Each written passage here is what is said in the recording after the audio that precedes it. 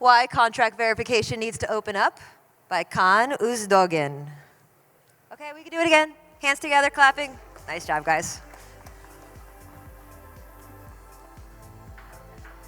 So, can you hear me? Yeah. Hello, everyone. My name is Kaan. I am a developer at Sourcify, a source code verification project I'll be talking about, and also a member of the Argot Collective, a recent Ethereum Foundation spin-out. And I'll be talking about that also. But my main focus will be about why contract verification needs to open up, why the current state is suboptimal, and what are we doing to change that. So the other day, I was looking into the ERC 1155 standard, and I was in this Open Zeppelin forum, and this guy was explaining what the ERC does, and thanks to them, very, very nice of them, they have written an example contract, and they deployed it on the Girly testnet, and I wanted to see what the contract does, so I click on the link, I open it, and then I come across this. I mean, it's funny that I'm talking about this today in a massive Cloudflare outage, but this is permanent. Today's outage is a temporary outage, but this is permanent, and I wasn't able to read the contract. So you might say, okay, Kaan, like this is just a testnet, why do you care so much? But I think this kind of shows what could happen, and I couldn't help myself wonder looking at it and tell, where are these contracts? Like, where did they go? Are they lost for good? Are they in the graveyard? And what happens when this maybe happens in the mainnet, and what do we do next time? Okay. But don't get me wrong, Ethereum actually has really good verification culture. So we want contracts to be verified. We don't interact with the contracts that are not verified. Hopefully, I hope you do that. And I think in general, we are doing a good job, but we can do better. And again, like it's pretty good, and we can say the Ethereum contracts are open source in general. But these contracts are open source through closed source verifiers. How much does it make sense? And they're also closed. They're in closed datasets.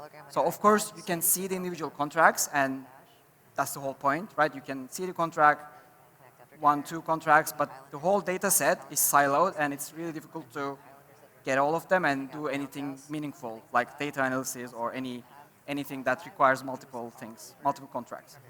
But before I dive into the problems, I want to give an overview of the source code verification, since I assume there might be people who are not really familiar with the process, and the verification term gets tossed around a lot, and it can mean different things. So in our case, in this context, the source code verification means looking at the source and matching it to a bytecode. And the reason this exists is that Ethereum contracts are stored as bytecodes on chain.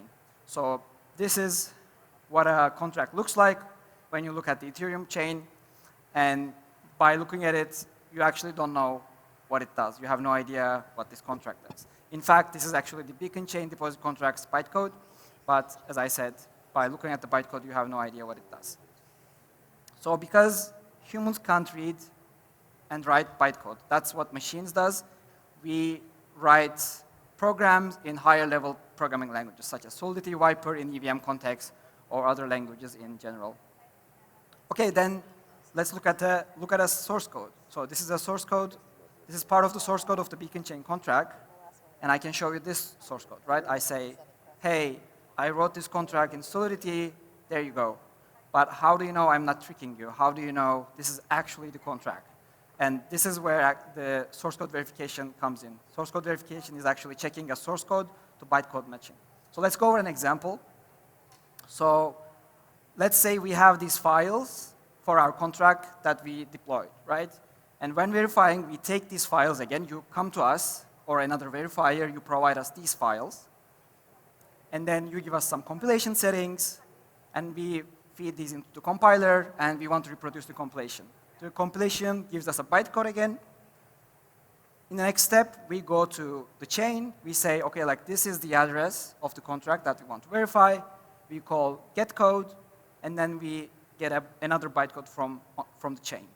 Then we check if these actually match. If we say these are matching, then we say, okay, like these source files are the source code of this contract. Of course, I'm skipping some details here, but in general, this is the idea. But what are the problems here? So one of the main problems is, of course, open source. As I said, Right now, the contract verification is done on mostly closed source verifiers, and that means the verification process is a black box. Like you can't really easily reproduce the verification, and I don't think I need to explain more that in such a setting that we have, that we want to open source the contracts, the verification itself is kind of closed source. And the second thing is the data is closed.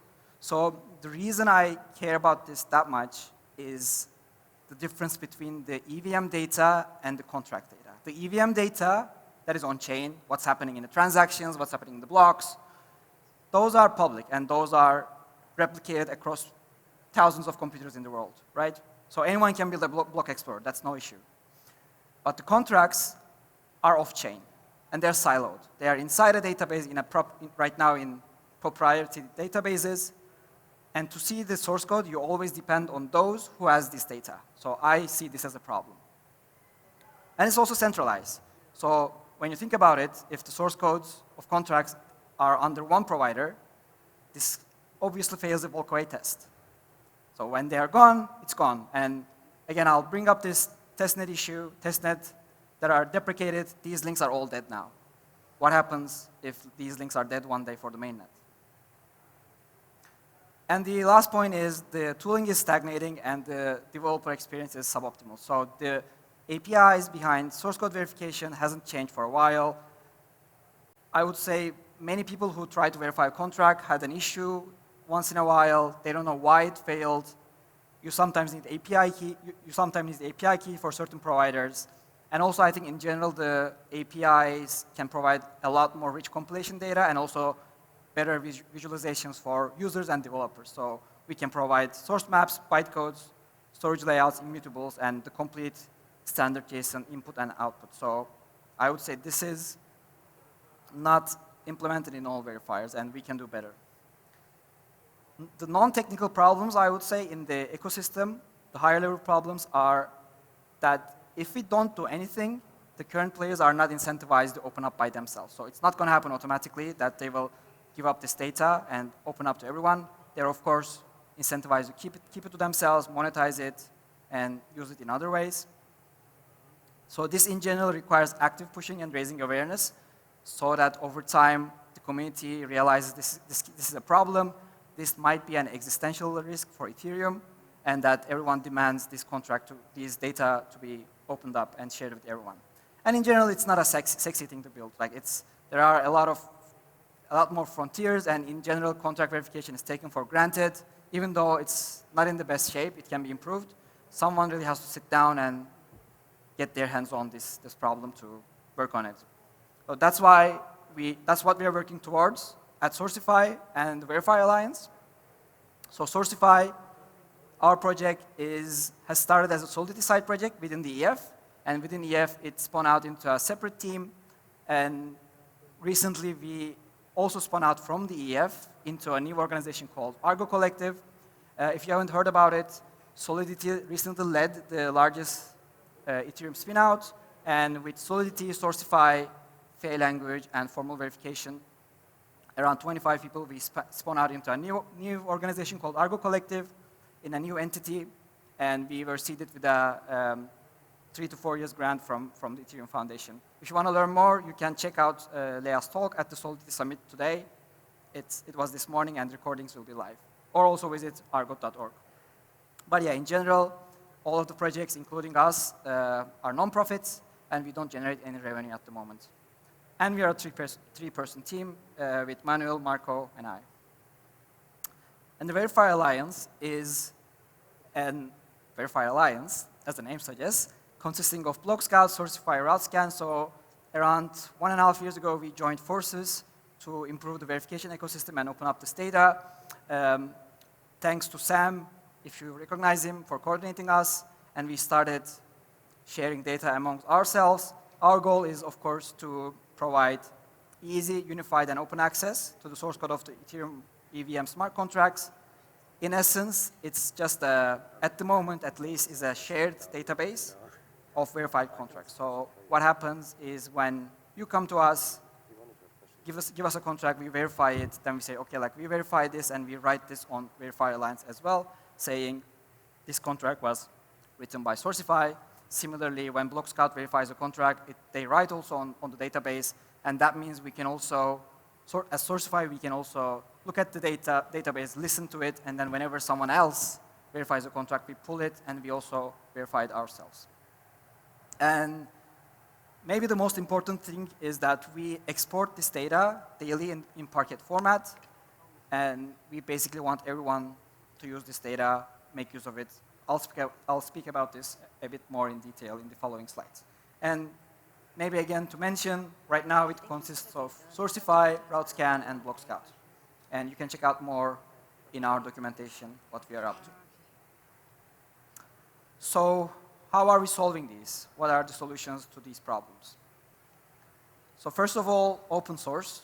Open source everything. We think like the whole stack of the verification should be open source, and it should no longer be a black box. For instance, the verification logic of Sourcify is open source under the NPM library, and of course all of the stack is there, but we mainly open source the verification stack, and this is a reusable library to verify yourself. And the nice thing about this library is that it's browser friendly, and it is possible to run the verification on the browser, and I think this really aligns with what we are talking about in this summit about trustlessness.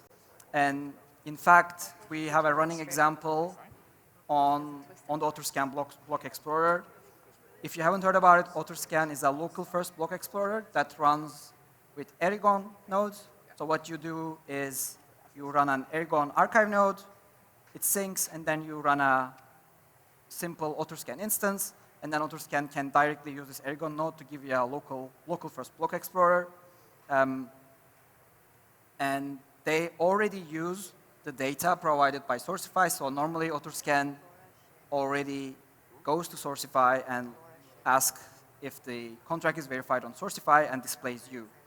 But what we do now with AutoScan is you can verify locally on your browser. So what you do is AutoScan runs, you view a contract, you click verify locally, and it fetches the sources from Sourcify, and it compiles the contract on the browser, on your machine.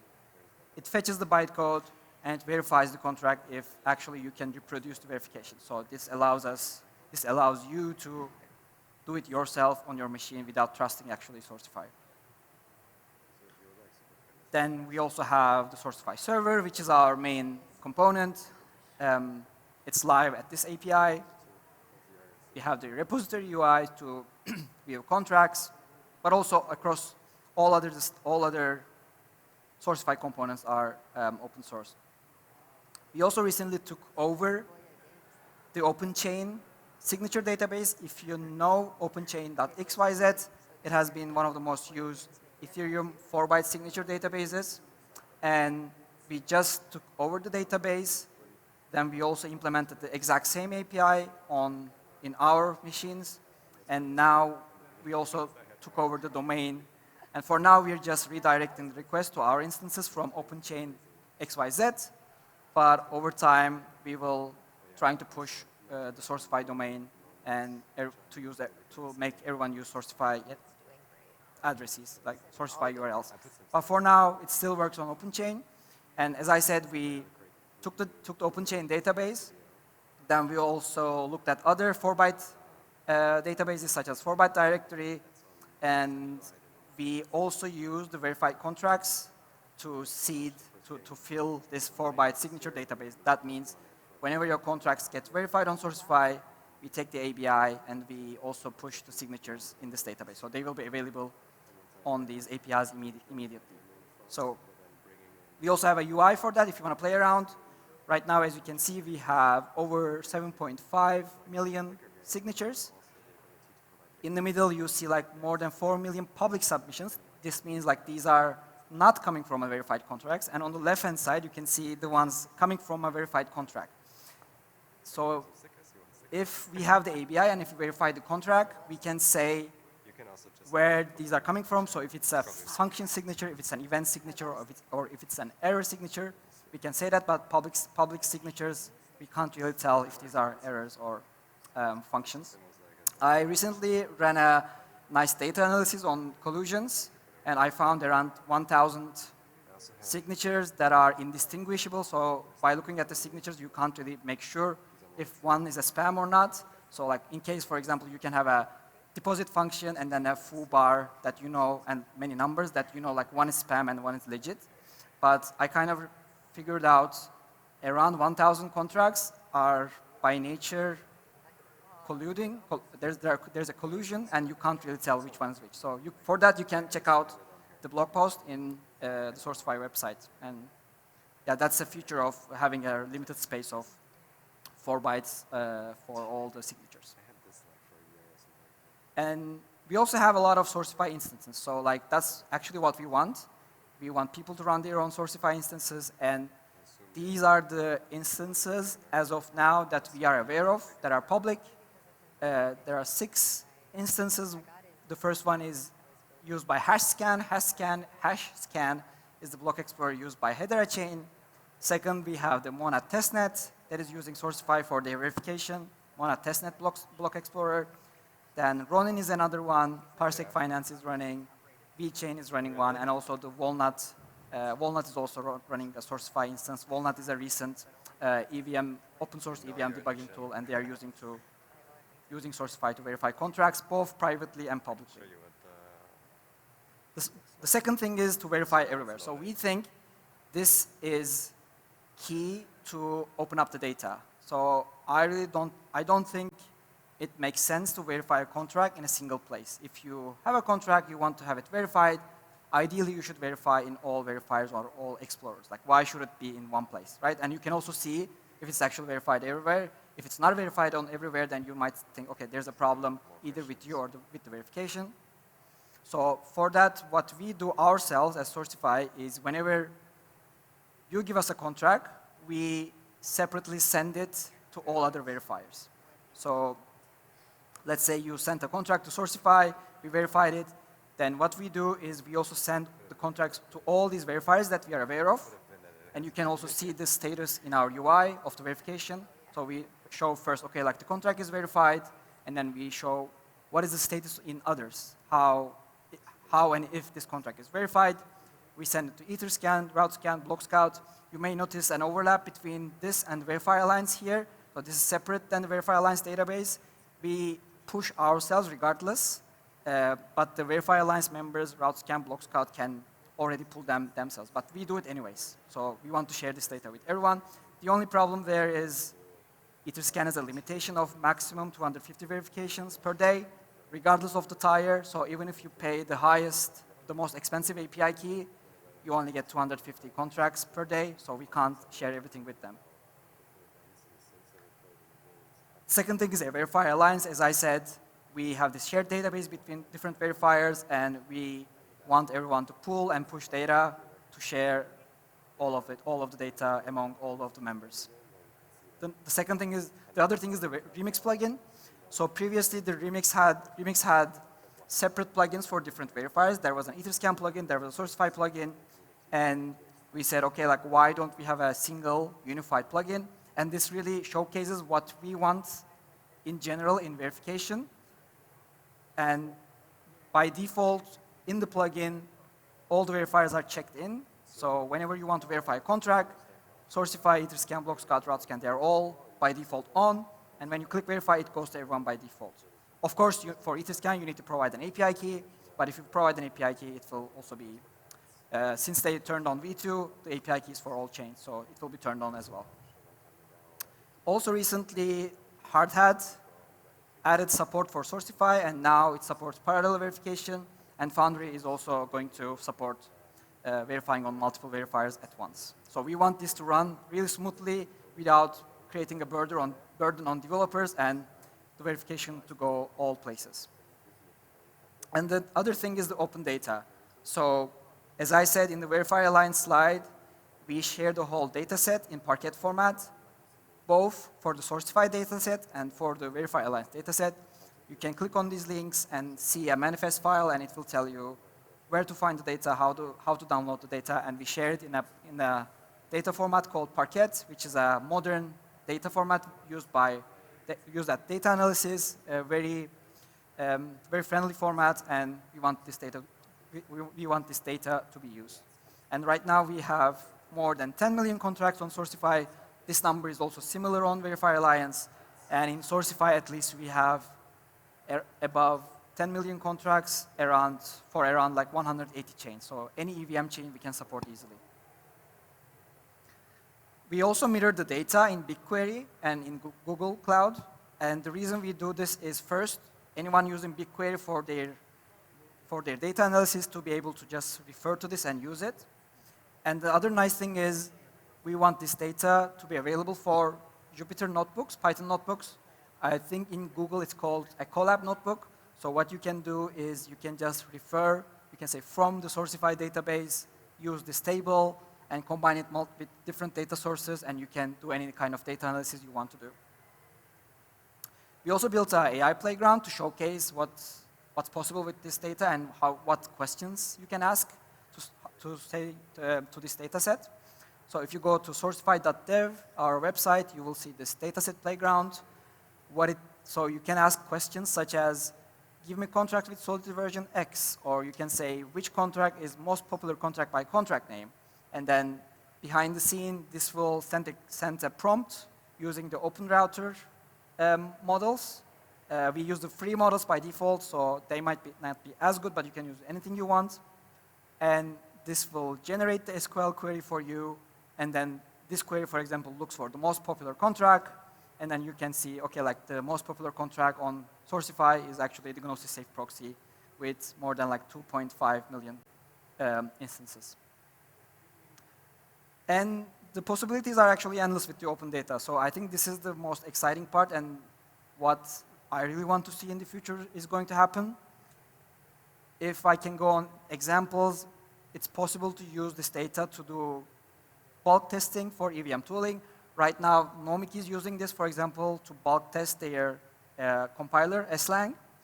They take a bunch of, like, I think, couple thousands of contracts, maybe 100,000s, and they feed this into the compiler, and then they see if there's any errors, if it's expected, if it's behaving as expected. You can run any data analysis around contracts. You can feed it to an AI model. You can train an AI model with this. Another exciting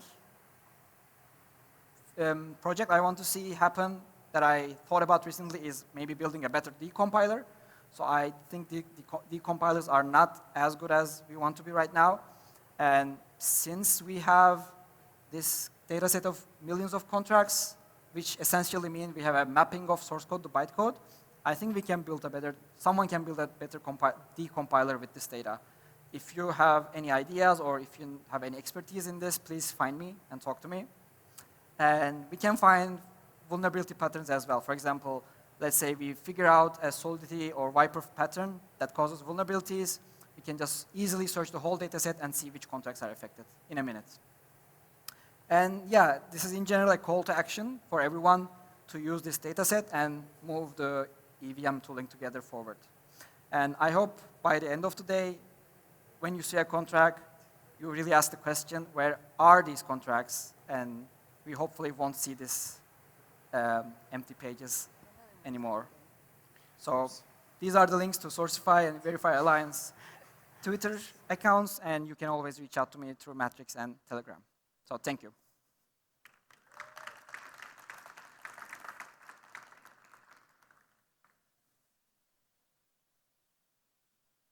Are there questions? Yeah, you say thank you, and then I'm gonna. All right, we've got 2 questions from the audience. The first is, how do we ensure Verifier Alliance passes the walkaways test?